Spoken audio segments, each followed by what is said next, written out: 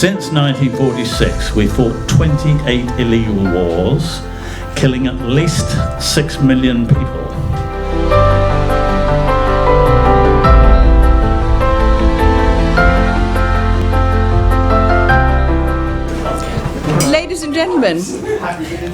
Ladies and gentlemen, good evening, and thank you very much for coming. And please put your hands together and give a traditional warm welcome for our magnificent host, Dr. James Thring. Thank you very much. I couldn't have done this without Michèle's encouragement and help, and without her contacts and everything else. So it's not just me, and I'm sorry you got me again, but as you know, we're responding to the move last time to have an activist to speak, because a number of people sitting at the back said, we don't want to keep hearing these theoretical discussions. We want to know what we can actually do to change things. So Chris Coverdale piped up and said, well, he was quite active in getting things changed. Unfortunately, a little bit too active in some ways. But anyway, he's going to address you with his particular form of activism, which was to withhold tax in order to make the MPs and government listen. It's a slightly risky strategy, but Tax, not all tax, certain tax. Yes, that's right, particularly taxes for war. That's where it began. So he's going to address you first for about half an hour. Then we're going to have about half an hour of questions to him. And then I'm going to try and resolve the issue of saying things which might be, did I say illegal? Might be, I'm not saying they are, by suggesting that a system where we use our brains and internet connections and our computers to vote for policies online, so that when we have an issue about defence, for example, you can say, or particularly about public expenditure, you have a few boxes where you can say, well, I want 0% on defence because we're spending it on illegal wars against people who haven't affected us, and I want that so and so on education and health and transport and so on. So I should be addressing that for about half an hour, and then half an hour of questions after that, and then we have to get away from here by 9 o'clock because some people have to get home on the rather dodgy train services. So over to Chris.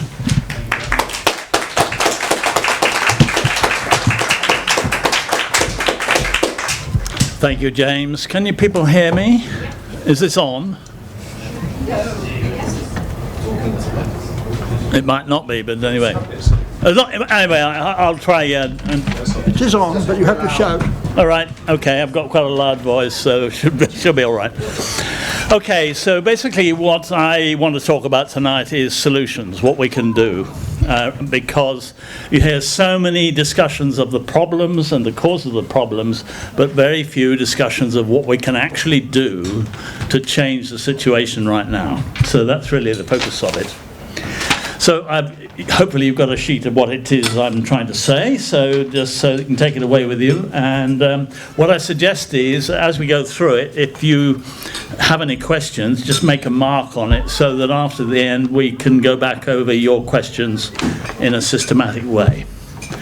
So, for 90 years, Britain's leaders have broken the laws of war. That's what started me down this route. Having promised the world in international treaties never to wage, fund or support war, never to threaten or use force, never to harm or kill people because of their nationality, never to interfere in other nations' affairs, to prosecute war crimes and war criminals, to settle disputes peacefully, to respect human rights, to uphold the rule of law, and to work together to create a fair, just and peaceful world. Britain has reneged on every one of these promises in the last 75 years. Since 1946, we fought 28 illegal wars, killing at least 6 million people. Since 2000 alone, we've taken part in 8 illegal wars, killing 1.4 million adults and 600,000 children. We've driven 15 million people into exile and destitution, and we've destroyed several of the world's oldest civilizations. My question is this what we elect and pay our leaders for? So, we need to end it. We've got to do something now. I think probably the thing that struck me most importantly was that we need to learn from history. Most of the world's most successful revolutions start with tax rebellion. In particular, we need to learn from the Barons' non-violent tax rebellion in 1215 and their successful achievement of Magna Carta. At Runnymede, they refused to pay for the wars in Aquitaine unless King John agreed to their demands. They put 63 demands, and 5 days later, he agreed to them all. So we had 63 new laws in Britain in a week. So we can emulate them. We can take the same approach and do the same and transform Britain, if not in a week, as he did, or they did, but within a year. And that's really what I want to lay out tonight, is how we go about transforming Britain. Actions we can take. So how can we do it? We need to be smart. I think that's something that's a bit missing in our approach for the last few years. I've seen an awful lot of people saying what we need to do is to march, demonstrate, protest, petition. And quite honestly, that never has any effect whatsoever on government policy. So we've got to change. We've got to find something more effective to do. We need to use the system that they use against us, against them.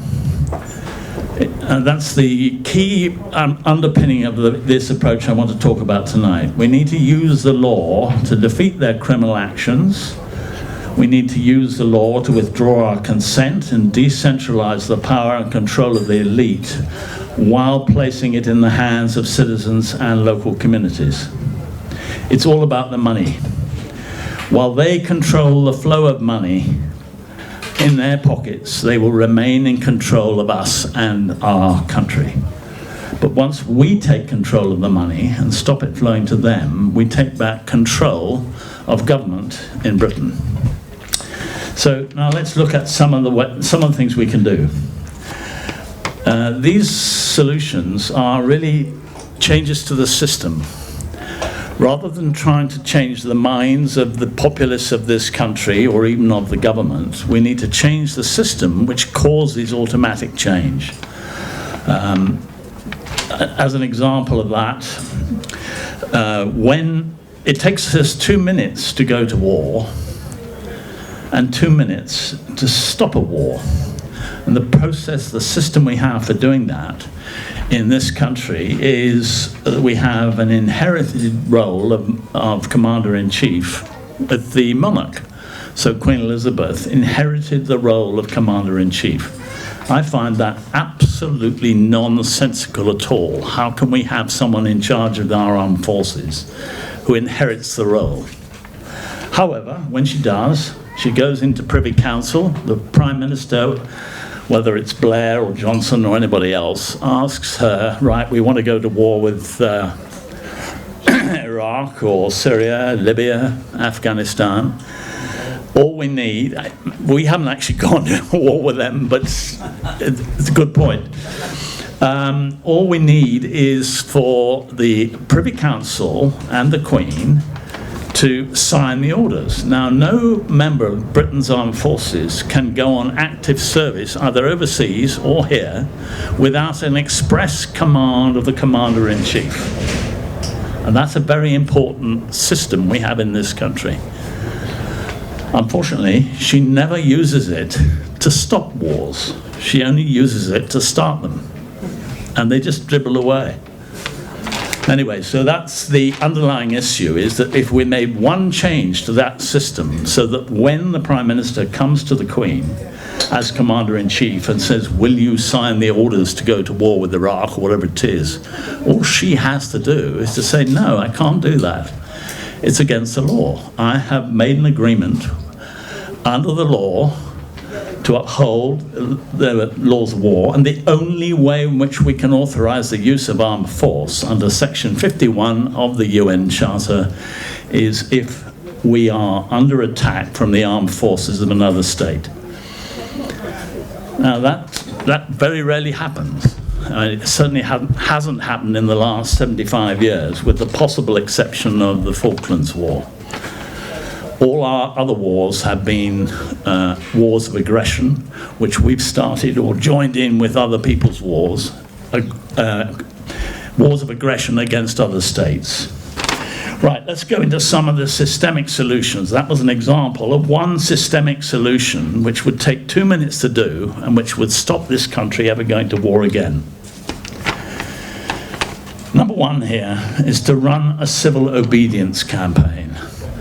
Now, I want to emphasize the fact that if our leaders obeyed the laws which we have already, then nations would never wage war.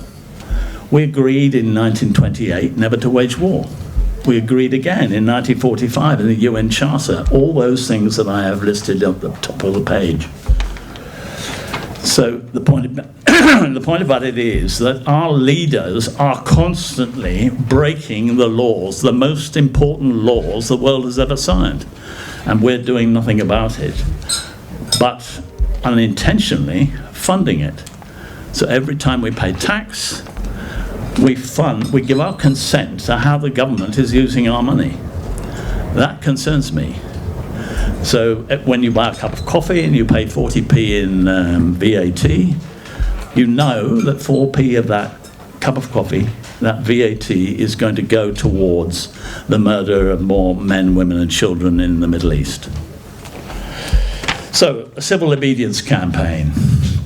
We must use the law to compel our political, civil, judicial, military and corporate leaders and taxpayers to uphold and enforce the common, customary and statute laws of war and peace. And they're contained in those the UN Charter, the UN Declaration on Principles of International Law.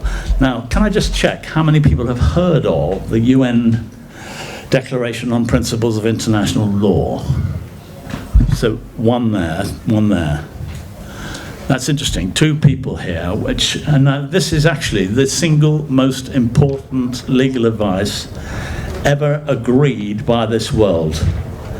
Let me just explain how it came about. In 1962, small nations at the UN were fed up with the Security Council nations breaking all the laws of war. So America was attacking Guatemala and several other small countries. And they said, surely this can't be, under the UN Charter, lawful. So what the UN General Assembly agreed to do was to hand the problem over to the International Law Commission and said, could you come up with a definitive statement of the meaning of the UN Charter? And it took them 8 years to get agreement, but in 1970 they issued it. And if you have a look at it, I've got a few copies here which I can give to people afterwards if it's of interest to you. But I do recommend it.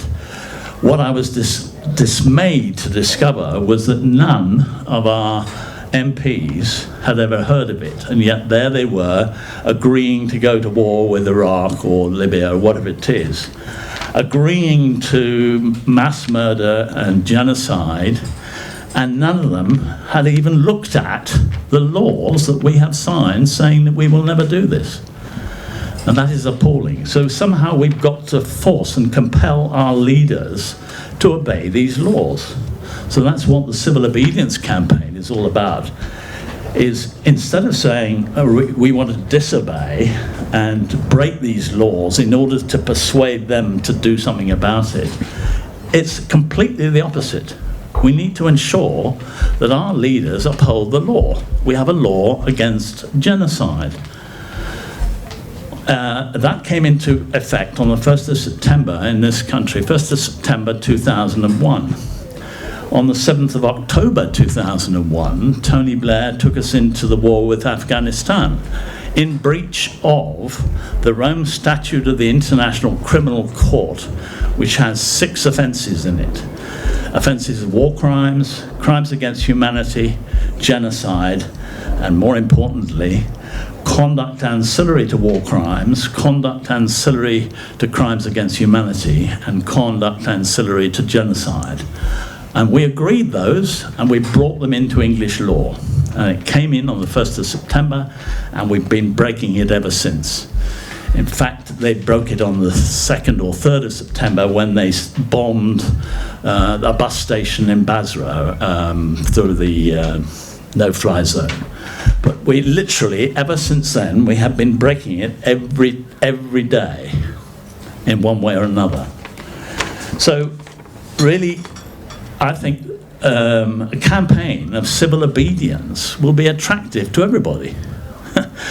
Can we not get our leaders to obey the law? And it's not just our leaders, it's the taxpayers.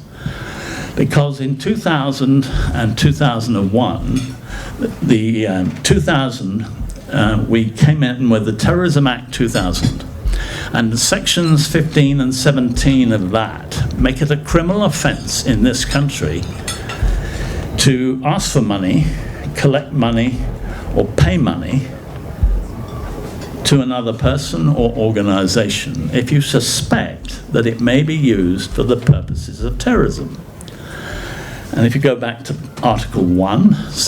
Section 1 of that Act, you'll see that terrorism is defined as the use of firearms and explosives endangering life for a political cause. And we've been doing that every day ever since. And the important bit is that knowing that and handing over the money to help that process go ahead is the single most important criminal offence that we can commit in this country. It is a serious criminal offence which can entail anybody in it with an imprisonment of up to 14 years.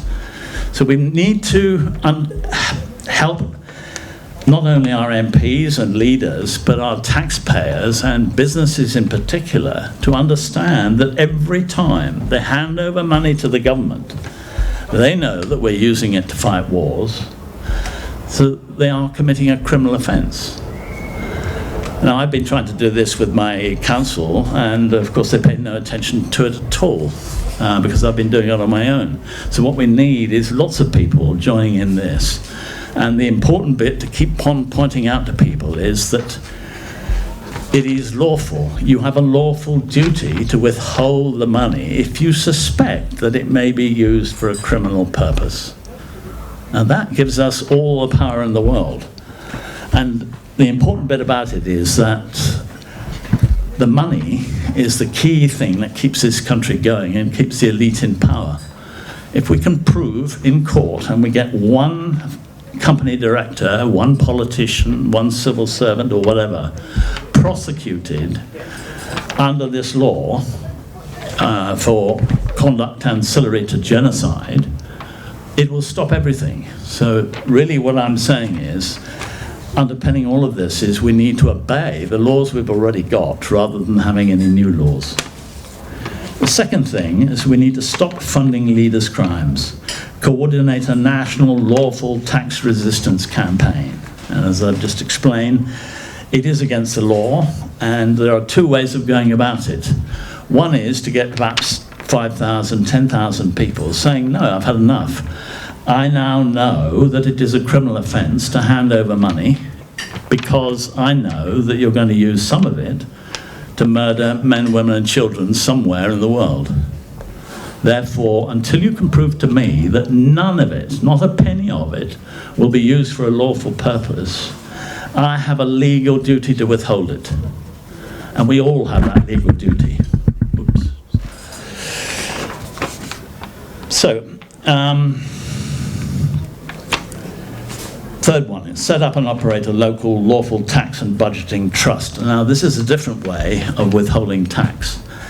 What we need to do is to use the system they've been using to hide their taxes from the British taxpayers for years. The top 10,000 people in this country all seem to have trusts in overseas dominions, like the Cayman Islands or Guernsey, Jersey, the Isle of Man, and so on, hiding the money from our government in order not to pay tax. They all do it.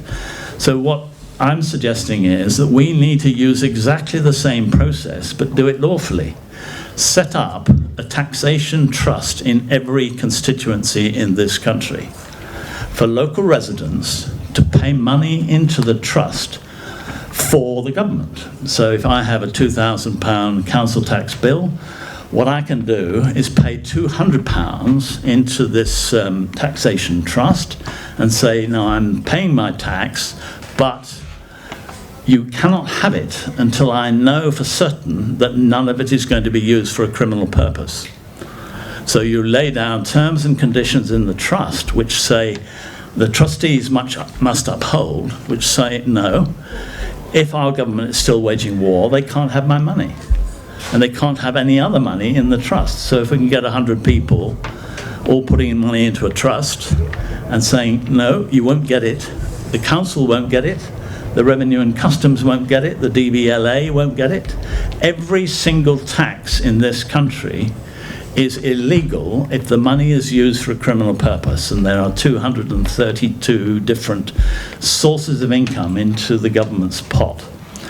The important thing to keep in mind and understand is that when you pay council tax, the councillors like to say, well, none of it goes for purposes of terrorism, it goes for the fire brigade or the county council or all the other expenses.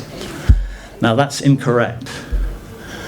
They don't know the actual system itself. Since 1782, all taxes in this country have gone into what's called the consolidated fund.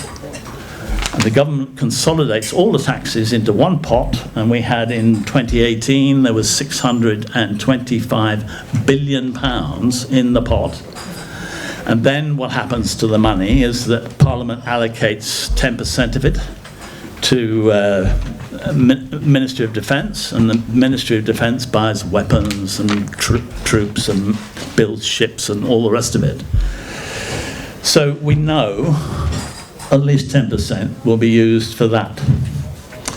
So the important bit to keep in mind is that you have a lawful duty to withhold the tax, and if you set it into a trust, you have paid the money.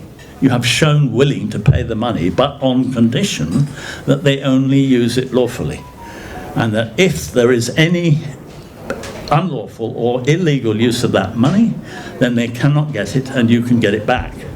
Now that's quite important because it could save us all a lot of money in a year. So all you do is you put in your 200, 10% of the money you owe in council tax, just to show willing, and you hang on to that for a year.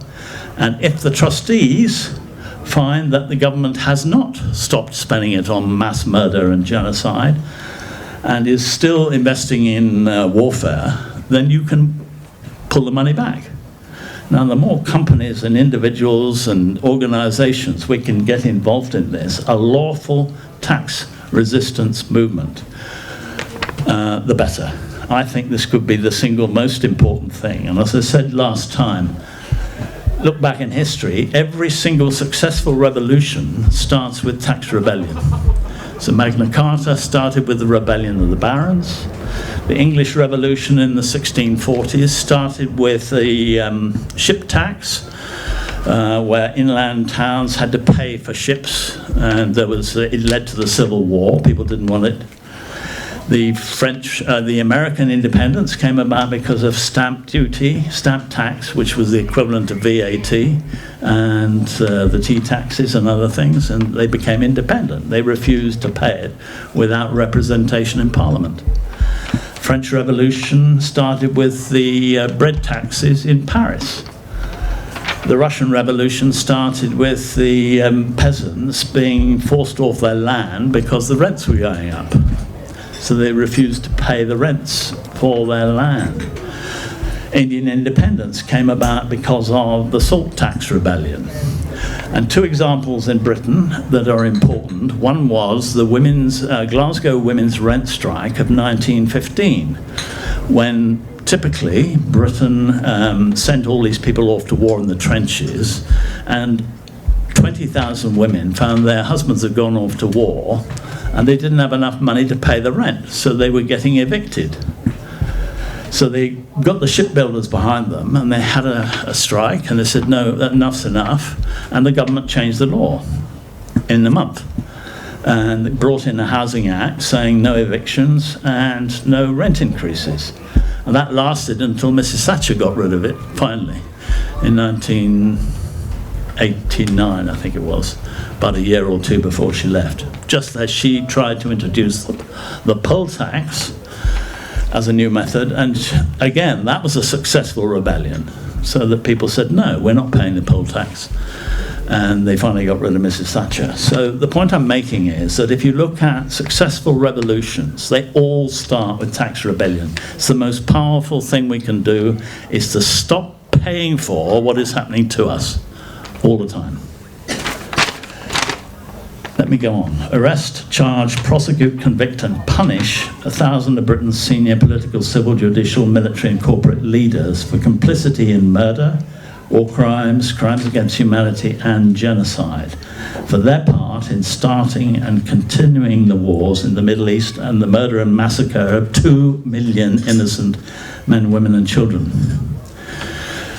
The important bit is that every one of these people knows perfectly well that it is one of the world's worst crimes to use bombs, rockets, drones and other things to kill, to attack built-up areas, killing men, women and children. We all know it. If the IRA did it to us in the 20th century, it created a tremendous rumpus in this country, and of course we said we've got to catch the criminals. But when we do the same to other people, it's total silence. It's appalling. So what we can do is that it's very clearly laid out, and probably the most important law that has been passed is the Rome Statute of the International Criminal Court, which for the first time in international law we have a law enforcement authority. It took nearly 60 years to get it set up, and it was signed by 132 nations in 1998 excuse me, and ratified by Britain in 2001. And it's called the International Criminal Court Act, and it brings those 6 crimes of genocide, crimes against humanity and war crimes, and conduct ancillary to genocide, crimes against humanity and war crimes into English and Welsh law. And that's the important bit, that somehow we never get told this. And we can use that. If our law enforcement authorities are prepared to uphold the law. I have reported this frequently over the last 20 years, over 300 times to different police forces and to MPs and to just about everybody, but only 5 of those reports got as far as the Crown Prosecution Service.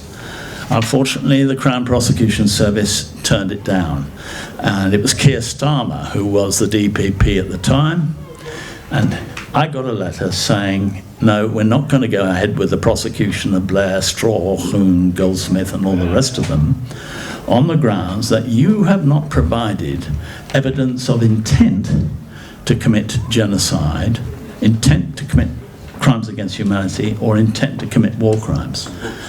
Now, in fact, we had provided masses of evidence, pages and pages of it. For an example, if you order somebody to fire a cruise missile into Kabul or Baghdad, you know, because of the design of the cruise missile, that when it lands, it will explode, and anybody in the vicinity will be killed. Now, that is evidence of intent to commit genocide, because you are killing Afghans or Iraqis because they are Afghans or Iraqis, not because they've done anything wrong or anything else. That is the definition of genocide in this country. And we must force our leaders to uphold and obey the law. and force our law enforcement authorities to enforce the law. Neither are doing either at the moment, so we've got to find a way of doing it. I think the underlying reason for this is that almost nobody knows the laws of war. So even in this gathering here, only 2 people had ever heard of the single most important legal advice ever produced by the United Nations. We'd never been told about it. No MP knew about it. I interviewed about 40 MPs to try and find out how much they knew about it, and not a single one of them had ever heard of it. And I'm appalled that, but there they are going into the I lobby voting in favour of war, and they don't know what the law says. That's a condemnation of governance in this country that we've got to do something about.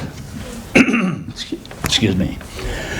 So, educate every public official and taxpayer. If we do that, we'll make a great start. Number 6, appoint delegates, not representatives, to Parliament. Our representatives never represent us. And the whole concept of having representatives to represent us is wrong. We need delegates who do what we tell them to do, not representatives. Number 7, introduce new regulatory institutions, owned and controlled by the people. I'm disgusted. I have approached just about every regulatory institution in this country. The police, the Crown Prosecution Service, the judges. I've been at every level of the court system. The accountants, lawyers, the medical profession, they don't seem to be responsible for their actions, their decisions. They take decisions on our behalf, but never get held to account for it. And we need to hold them to account. So I think we're going to need some drastic changes to the institutions in this country. It's one of the things that I'm suggesting there. I've mentioned there 3 little things you'll see. One is probity. In the process, about a month ago, we started on the process of setting up a new non-governmental organisation called Probity. And the purpose behind that is to hold our leaders to the standards of public life that we appoint them to uphold. And at the moment, they just are not paying any attention to any of the laws and standards which are fundamental to their role in this society. So we've got to try to do something to get the law upheld and known, and our leaders to be held to account when they make a mistake or when they don't do what we expect them to do. We also need to get the court system, it's so corrupt, the current one. I had a good example the other day of corruption in the Supreme Court.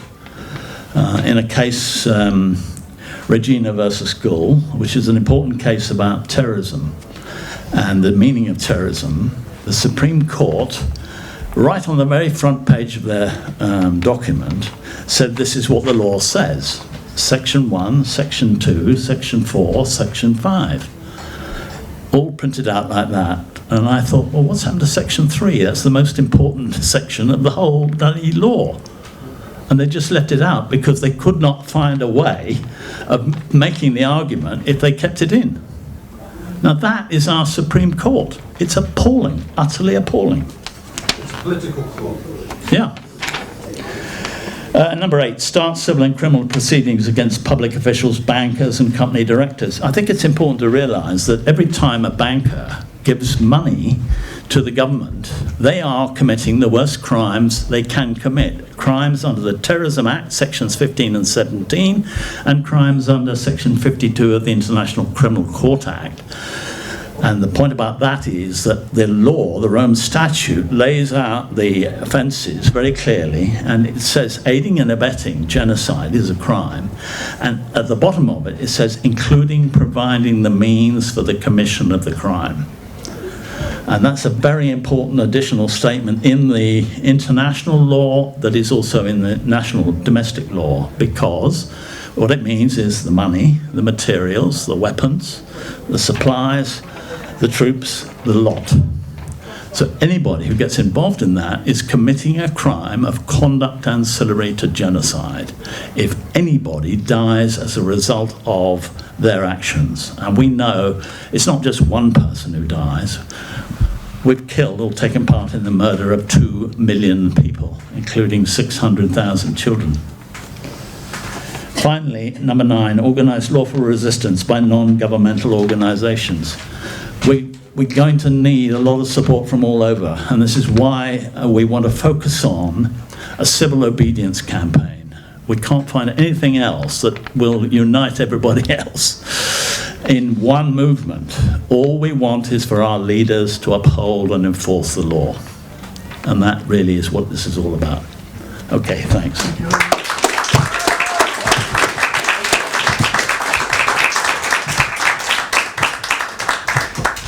Thank you very much, Chris. So would anybody like to start the questioning?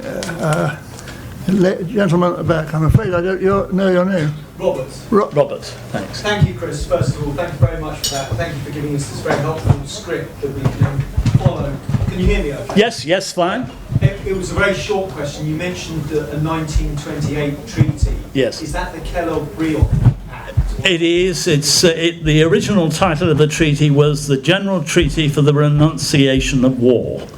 And it was agreed after the First World War and the horror of the killing in the trenches, and it was organised by Aristide Briand of France, the French foreign minister, and Frank Kellogg of America.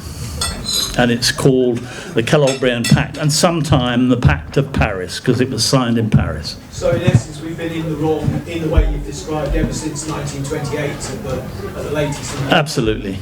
And in fact, Germany's leaders, something that people don't know is that in Nuremberg in 1946, Germany's leaders were convicted of 11 breaches of the Kellogg-Briand Pact for invading and occupying 11 nation states. One rule for one, another for the other. Exactly. So exactly the same. Bush and Blair and all the American administration and all the British administration have committed exactly the same crimes that Germany's leaders were supposed to have committed in the Second World War. Do you think the Second World War might have been averted if it had been realised that to declare war on Germany, as we did, was breaking this treaty you're talking about, or some other treaty? Yes, I mean, absolutely. How is it nobody, do you think, it's extraordinary that nobody knew this, or at least if they did, they didn't speak up about it? Well, it's interesting enough, there were a lot of people who were against it, and there were demonstrations in Downing Street and so on. But Winston Churchill had been determined to fight the Second World War since 1936, and had been building planes for bombing and so on.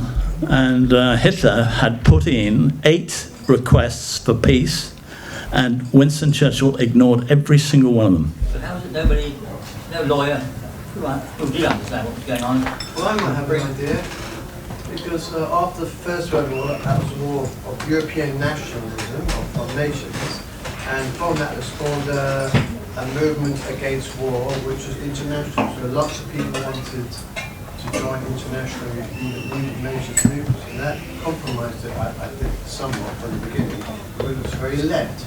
And the League of Nations and these movements like such as Mussolini and Japan and Germany really trampled on the League of Nations rules. And I think the people, quite a lot of people in the Peace Pledge Union, for example, work for peace, but there were too many people committed to this international, what we're suffering from now, and they kept rotting us, so they couldn't get, those people couldn't get near plus bankers and so on. Absolutely agree with you. That's exactly it. That our leaders don't pay attention to the laws of war. That's not why they are elected.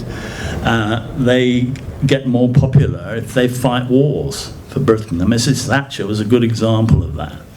Rah, rah, rah for war, and her popularity went right up.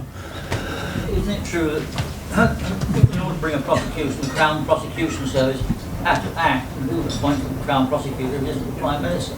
So have we got a problem there? The Prime Minister is not going to tell his sorry, the Attorney General is not going to tell you, the Prime Minister, this is illegal, if you do so and so and so, or declare war on Germany. Well, he could do, I suppose, but he did.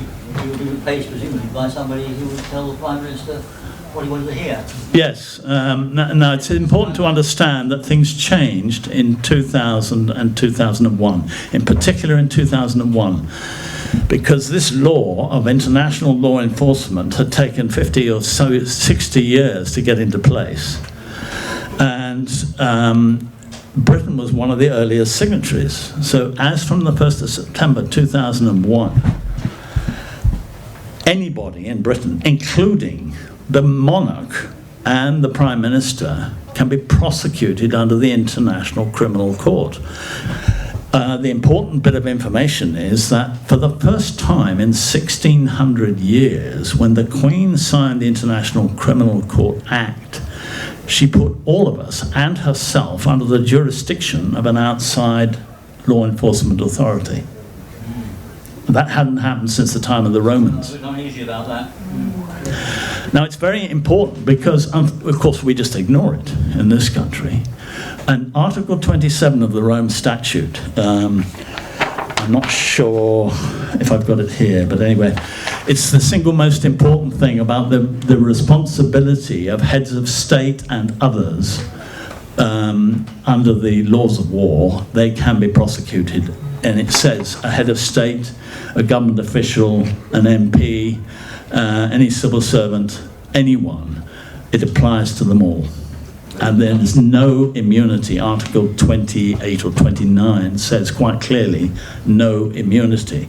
And yet, in 2016, the Ministry of Justice put round a document on the universal jurisdiction of these crimes. And in it, they give immunity. They say every civil servant has state immunity from prosecution.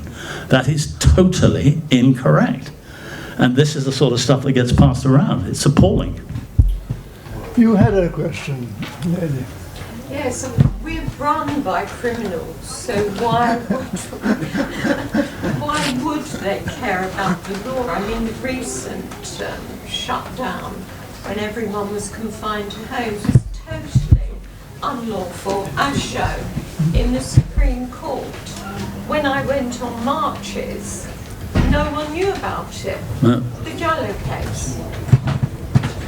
You know, the question is, how do we bring the criminals to account? It's very hard, but I think the only thing you can say is that the Article 3. All the rest of them, I say, seem a bit of a pipe dream. No, my point is that's always failed.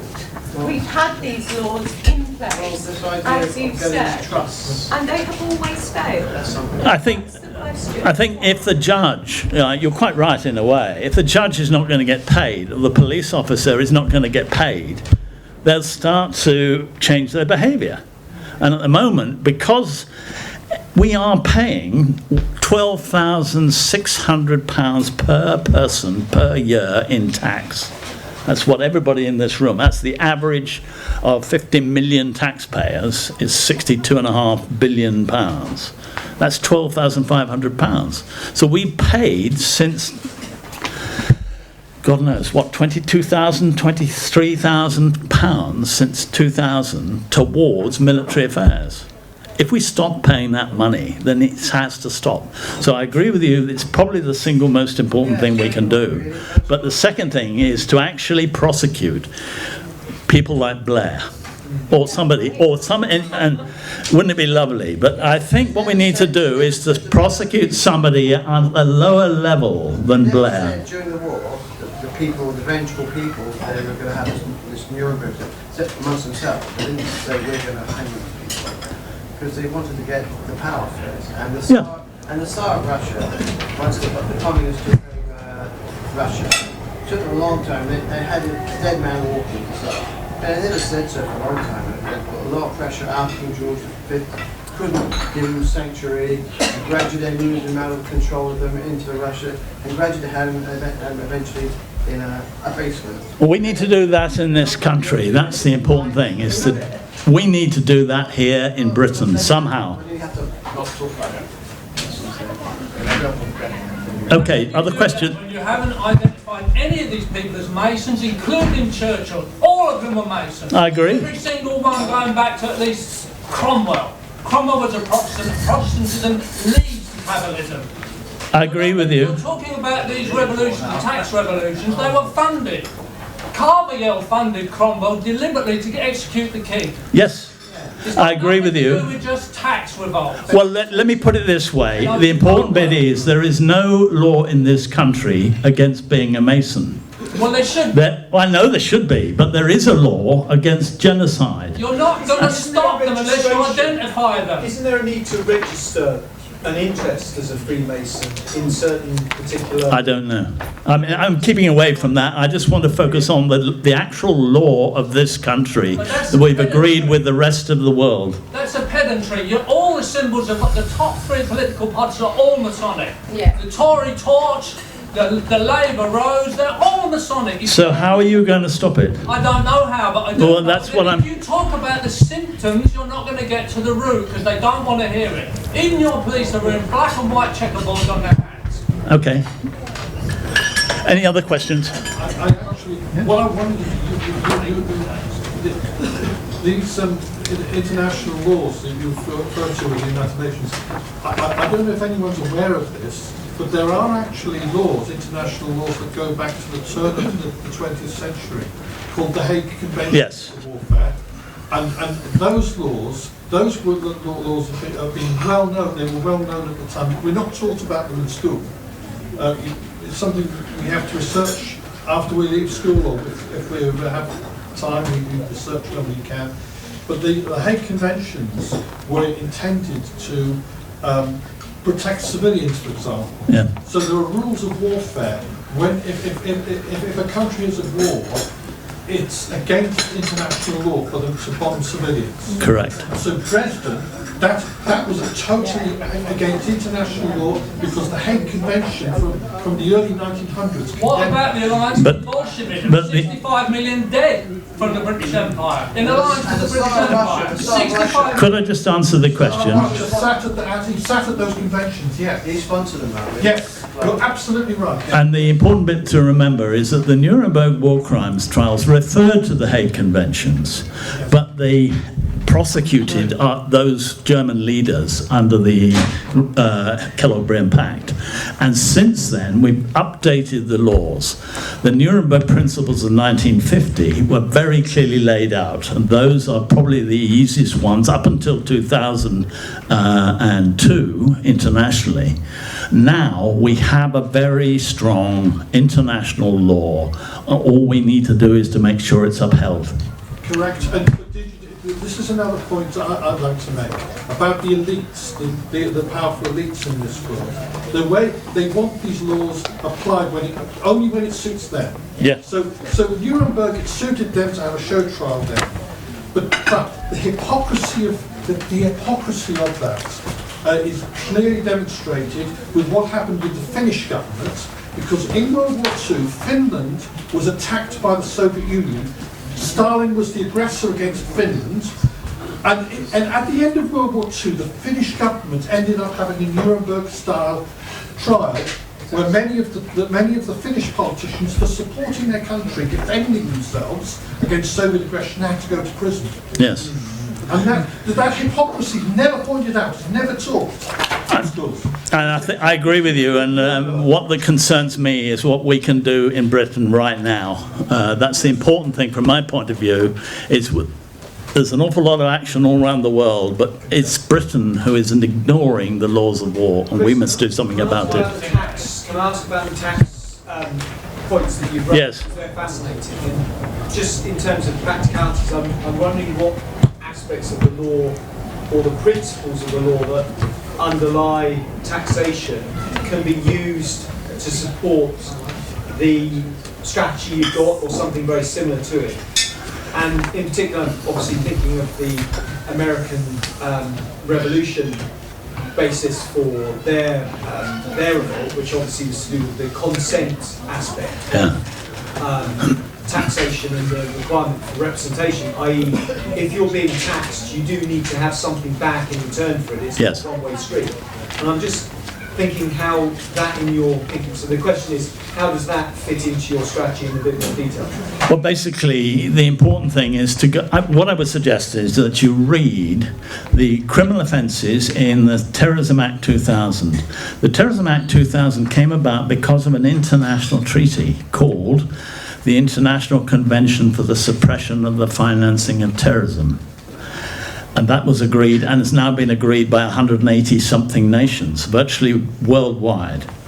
And the important thing is that when you sign an international law like that, you have to ratify it in your own law. And the ratification in England and Wales was the Terrorism Act 2000. So look at sections 15 and 17 of the Terrorism Act 2000. Also look at sections 51 and 52 of the International Criminal Court Act, because paying money, aiding and abetting a crime of genocide, a crime against humanity, a war crime, is a criminal offence. And so what we're saying all the time is not only is it a crime to wage war, it is a crime to fund war. Now, America is slightly different, because they, having signed the Rome Statute, reneged from it, got themselves out of it. And the interesting thing is that Senator William Proxmire in America got up in Congress every morning for 19 years while it was sitting and said, can the Congress and the President sign and ratify the Genocide Convention of 1948? And in 1988, 40 years after it was introduced, just before he retired, he managed to get the law into the Genocide Convention Implementation Act into law in America, and it's called the Proxmire Act. Now, when I went to America to talk to American lawyers about prosecuting Bush and Blair and others, I went to a conference of about 250 lawyers, and none of them had heard of the Proxmire Act. So I had to tell them about the Proxmire Act. But they still haven't used it. But it's there for use by American taxpayers and anybody else to hold their government to account for the crimes they've done, not only in terms of warfare, but also in terms of toxic inoculations and other types of genocide. So there's no shortage of law, it's just the enforcement act. Absolutely. That is the key to it, really. Michèle. Chris, I've often thought and never understood why we don't try to start a taxpayers' party, which would be very akin to what you're speaking of, with 3 columns. I mean, whoever pays tax is going to be interested in voting for such a party. You have a column which says what you're being taxed for. You have another column which says what your taxes have been paid for, have been used for, and then you have the third one of what you wish them to be paid for. And it seems to me you don't name the culprits, you don't name Rumpelstiltskin, you don't name the Rothschilds, you don't name anybody to do with Masonic or whatever. Without naming them, you eliminate them, as you're doing now. Yes, I mean, I agree with you. Don't we need a parallel movement there of economists who can, retired economists maybe, people who don't lose their job because they want to take an active interest in things that are politically incorrect? I love the concept of your third column, by the way. I think that's the way to really get at them. But you need it, I think, in parallel to what you're saying. I found that I've tried all sorts of political action since I got involved as an activist in 1997, and it just doesn't get anywhere. You know, they totally ignore you, and I'm trying to find something that they can't ignore. And there's 2 issues. One is the criminal law, if we ever get them into court, and the other one is the money. If we stop paying the money, there's no better way of forcing a revolution in this country. Sorry, one more question. Yes? There's something new since What is your name again? That's for the first time in history, I think there's the bad guy and the good guy. We tell people, we fight these people because they are bad. And that's very new. Normally you would conquer another country because you were stronger. You didn't say they were bad or good. But Napoleon was never told he was bad. He was well treated after he was defeated. Yes. He just retired somewhere. And but since 1945, they insist on the other side being very, very, very bad, like the Russians and everything. And that people, the population believes that, and that if we're not fighting them out of law, we're fighting them because it's a human, it's a moral duty to do that because they are bad.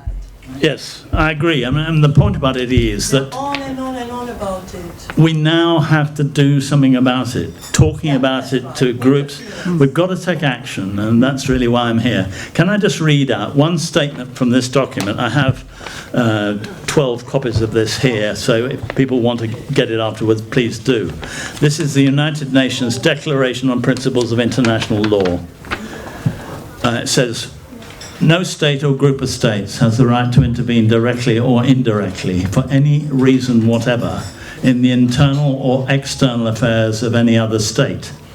Armed intervention and all other forms of interference or attempted threats against the personality of the state or against its political, economic and cultural elements are in violation of international law. Now that's absolutely crystal clear, but nobody pays any attention to it at all, and we have to get them to do something and prosecute somebody for failing to uphold that law. Well done, Chris. Thank you very much indeed.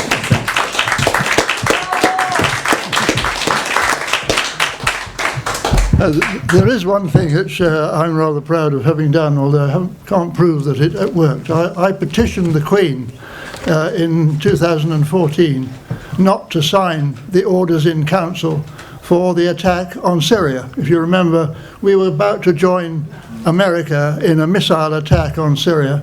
We only had about 7 days to go, so I couldn't gather any more signatures. I tried various people, but it didn't come forward. And I sent this saying that it would be a criminal offence under the ICC Act that Chris has just talked about, and unfortunately you would be culpable. And I don't know whether you believe me, but about a week later, we actually withdrew from that action, and it didn't occur.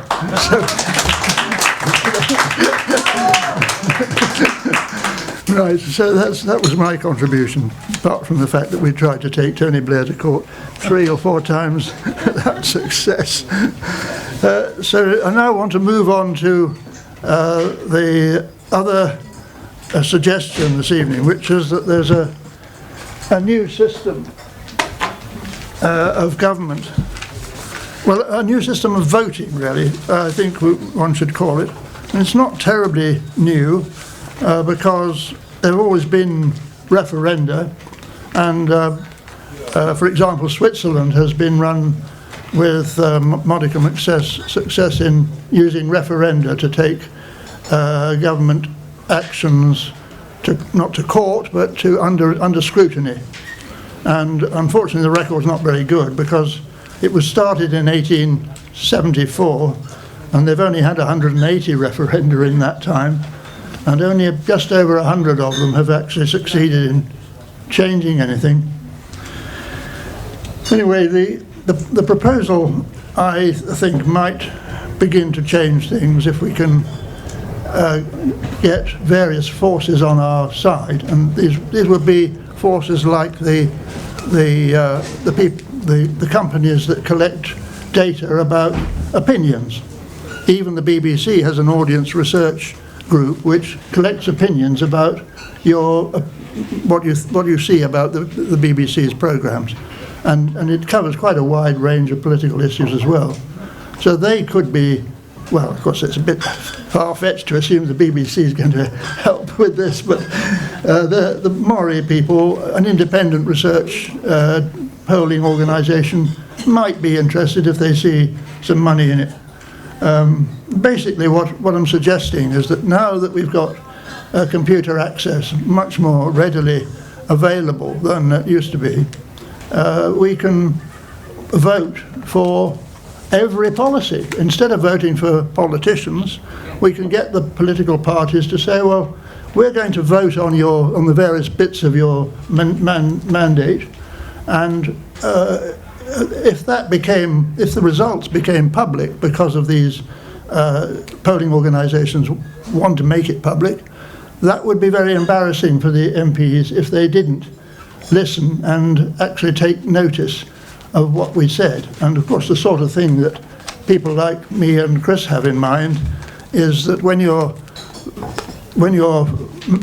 faced with a mandate which says, oh, we're going to put more money into nuclear arms, or we're going to help the Ukrainians, dare I say it, fight the Russians, which is a slightly ambitious project in my view, we could say, we've got like a poll on that, and I don't know, a lot of people probably do want to help the Ukrainians, but I think the majority of people would say no, it's only going to rattle up the whole war machine, and we'll end up with the Americans coming in and then the Chinese coming in on the other side, and we'll be in World War III. So that would be the outline, and I think once that had got some credence, we could put more detail on it, so you'd not only ask questions about how much you want spent on the various programs, but how you want to spend money on elements of the program. For example, we wouldn't want any money spent on importing arms from America, for example, especially their fighter bombers and that kind of. We can make our own if we have to, and it's a drain on the economy to be spending money on something which you're importing, and it's never going to actually do anything useful. So that sort of thing. Another thing I think that we could ask public opinion about is this question of energy. Now there's an awful lot of wasted oil rigs sitting around in the North Sea now, which I view could easily be turned into platforms for electrolyzing water into hydrogen and oxygen. Now, hydrogen is becoming recognized as an energy source, and the great thing about it is if you can separate it out and store it in dracones on the surface of the sea, when the wind is blowing but the energy isn't required, when the waves are generating energy and there's tidal energy underneath all the time, that can be turned into hydrogen and oxygen, which you can then bring back through a fuel cell. It's not very efficient to generate electricity. So you've got a very renewable source of energy there, and we're surrounded by water. And these old oil rigs, I think it would be quite an economical and useful project. But it would require people to vote for it, because I don't think it's going to happen automatically. It does require a lot of initial investment. Another thing I think we ought to put on this poll is the development of intelligence in the educational system. I mean, it's partly education that allows the media to steamroll over people's normal questioning of what policies are being enacted and pushed forward. And that's because we're generally trained to absorb knowledge, and you get credits for turning it out in exams, and you then go to university and so on, you get a degree. But actually that's only a system for developing your memory. It's not about developing your intelligence or your imagination or your initiative or your incentive to get things done. And I've suggested to my old university that they have a faculty of intelligence where all these things would be encouraged, but they didn't reply. Anyway, sorry, that's a bit of a detour. So it's up to, yes, the problem with getting people to vote in this way is that they say, well, we can't be bothered looking up the details of all these policies. But of course, it's very much easier now. You've only got to put your question into Google, and you get a whole stream of answers. It's not really that difficult. Well, any of your research engines. Sorry, I didn't mean to. I'm not here. I'm not paid by whoever's running Google. The second thing is that, as a former advisor to the civil service, I have a bit of a worry that giving power to the people makes it very difficult, even more difficult than it is at the moment, to make decisions and plan ahead. If you've got too much information or too many different opinions, it's quite difficult to settle on hard and fast policies. But I think, again, the civil service is a much more reliable, independent. It's not funded by lobbies. It's not terribly susceptible to brown paper envelopes, although there are one or two examples, and they are susceptible at the top to honours and things like that. But generally speaking, they're not as susceptible as the politicians. And I think because there's a lot of supervision in the civil service by the Cabinet Office and so on, it's more transparent in the end. It means more difficult to get away with fraud, let's put it that way. Whereas politicians can do that because their parties, as we've just seen with the Conservative Party, aren't going to do much about it if you are telling lies until they're pressurised to do so. So that's a bit of a disadvantage. Some people might not like the idea of a civil service taking over because a lot of people have a dim view of the bureaucracy that's involved.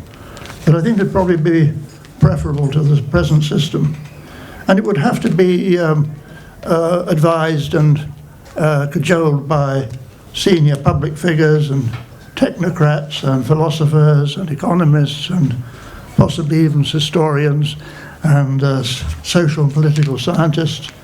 And so, again, that would be, I mean, I don't know whether it's certainly when I was an advisor, I was getting paid as a specialist in planning. So I think they could do that quite happily for other people coming in from specialist areas who can be checked for their independence. And I think even, again, this might be a bit controversial with some people, but the upper chamber is quite good at independently assessing laws from a more national and long-term point of view. So that's the overall objective. And the overall long-term is another difficulty I see with present systems of government. The media and the politicians as well are pretty much trapped into responding to immediate situations. They say that the media wants this to happen. Why aren't you doing that? Why haven't you spent money on this, that, or the other? It doesn't lead to long-term planning and thinking. And so you run into a situation where you're always firefighting and solving yesterday's problems. So again, I think with people applying their intelligence and now we've all got a little bit more time, I think, well, I'm talking about somebody who's retired, to do a bit of research onto political issues. It would be feasible for longer-term national independent issues to be thought about by us all when we come to make our voting decisions. So that's, I mean, you're welcome to come and question me on all this. As far as the practicality is concerned, I was going to refer to the Swiss system, but as I said earlier, it hasn't been all that successful, but it's probably an example of the fact that it can be done. You can run a country with referenda without causing too much disruption. I mean, the Swiss are remarkably good at keeping out of wars and trouble, and yet they seem to manage to make money out of them at the same time. Same with finance. You know, they seem to be independent when it comes to banking, but obviously make quite a bit of money out of it because they don't have much else to export. Pardon? Well, after 97, they had a legal against the bank deposits of Switzerland to find money which was belonged to survivors of Holocaust.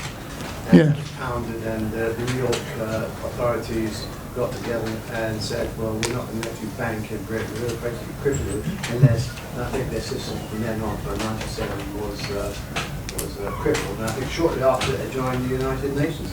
And they were a genuine independent force of the world, the Red International Red Cross and Swiss organization, and the Berne Convention was very much an international assessment which was fair, but also trying to encourage a new world war system.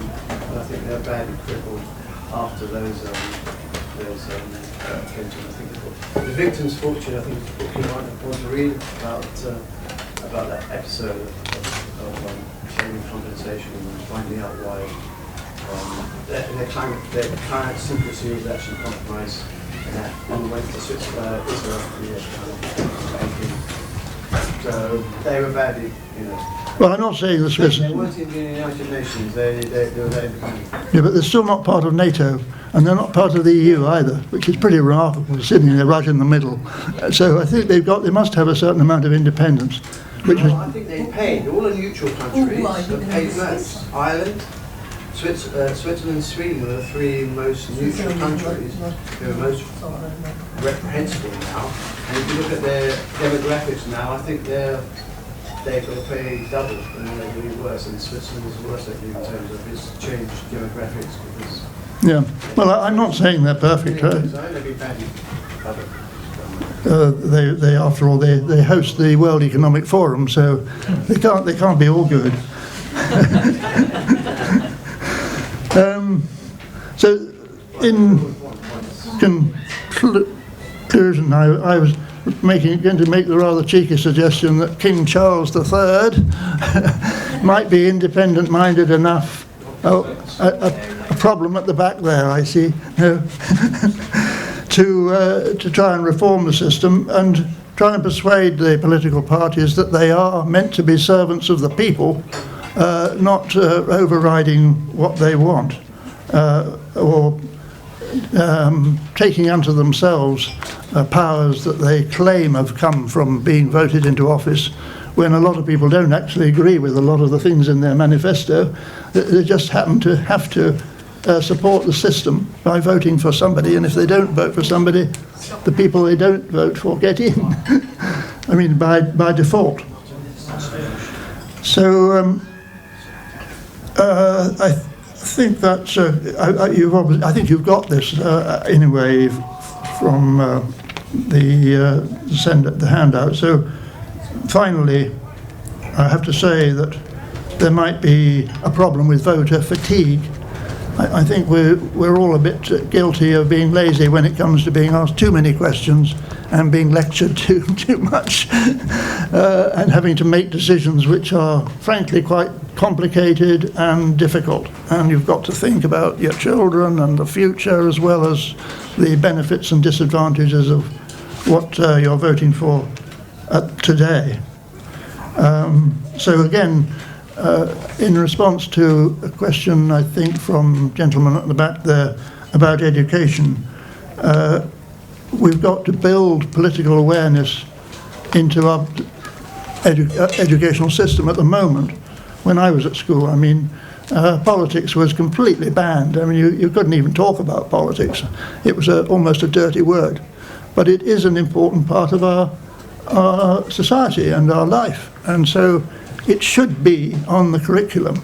Political discussion, political, yes. So I just wanted to raise the example of California. They have these voting opportunities to change the local laws. If you get 100,000 signatures, it goes up into and changes the law. Right. It's a good example, apart from Switzerland. Yes, thank you very much. Yeah, well, it's good to have an example from the United States, which is, after all, running the world largely at the moment. So the final thing is, could we have a vote on the idea of having referenda on voting for policies? Does anybody disagree? Oh. Anyone agree? Everyone neutral? What? No, I agree. Lovely. Lovely. I agree with the whole evening. Well, I'm going to overrule everybody and say that everybody was either neutral or agreed with the idea.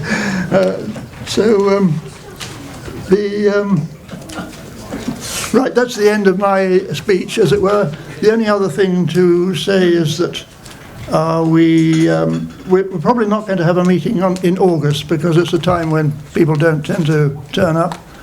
So the next one will probably be in September. And I was going to ask people's opinion about who we should have and what sort of issues we should address. But I haven't prepared it properly. I know that there's one person who wants us to talk about the Masons. There's somebody else who wanted to talk about climate change. I don't know, where has Alison gone?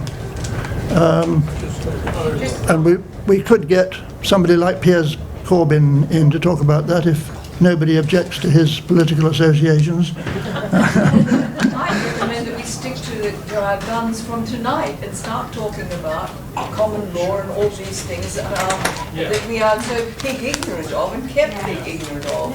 So Right. let us focus on one direction Yes. that is clearly possible, which both of you have pointed out so magnificently this evening.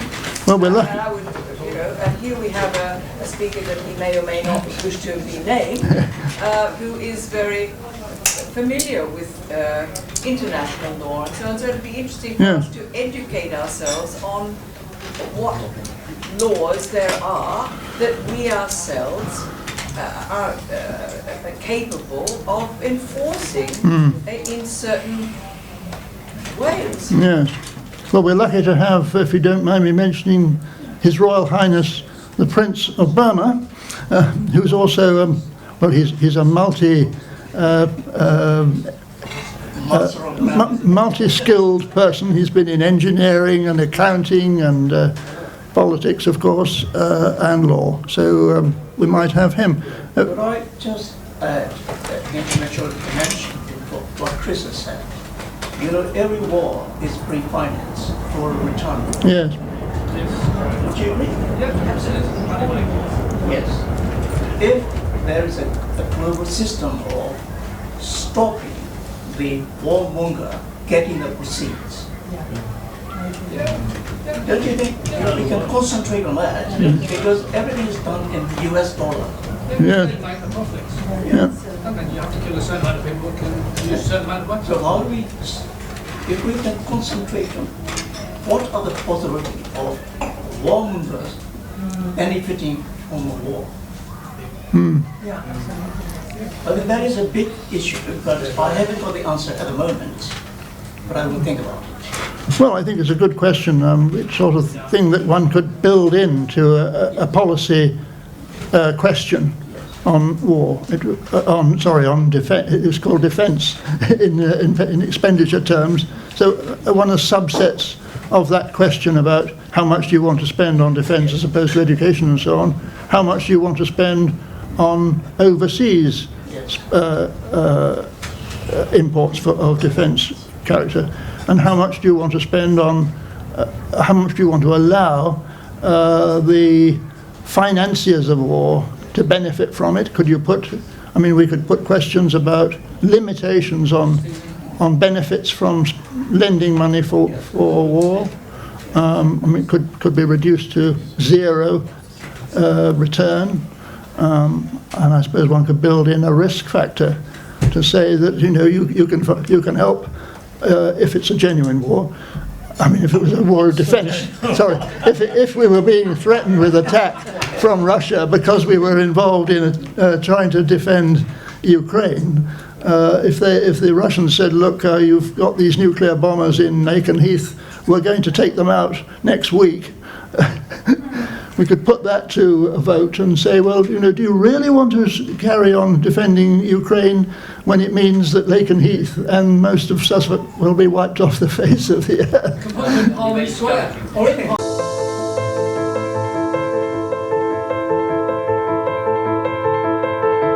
Since 1946, we fought 28 illegal wars, killing at least 6 million people.